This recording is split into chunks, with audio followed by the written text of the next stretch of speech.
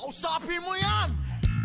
Hello mga ka-fitness! For today's video, share ko sa inyo ilang exercises na pwede nyo gawin para sa ating abs, para sa flat na tummy at maliit na bewang. Gawin natin ang ating exercises nang nakatayo lang. So, ang technique, i-vacuum or higupin ang inyong tiyan paloob.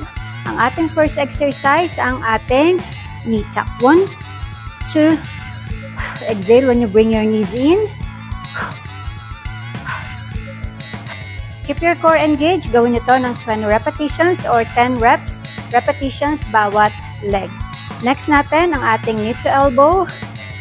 1, 2, 3, 4. Gawin nyo rin to ng 15 repetitions bawat side ng 3 beses. Next exercise natin, target natin ang ating obliques.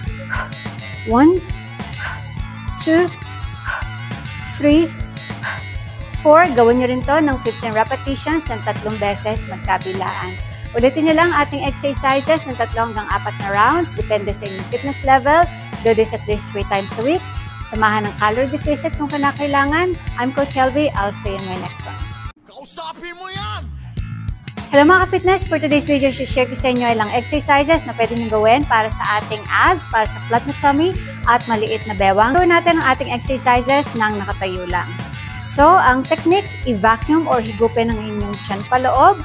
Ang ating first exercise, ang ating knee tuck. 1, 2, exhale when you bring your knees in.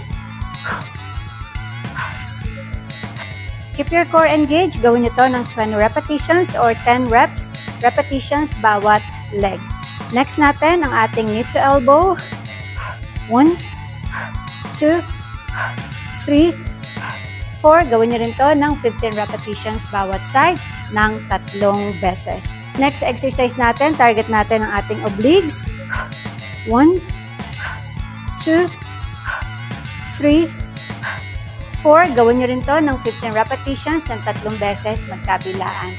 Ulitin nyo lang ating exercises ng 3 hanggang 4 na rounds. Depende sa inyong fitness level. Do this at least 3 times a week.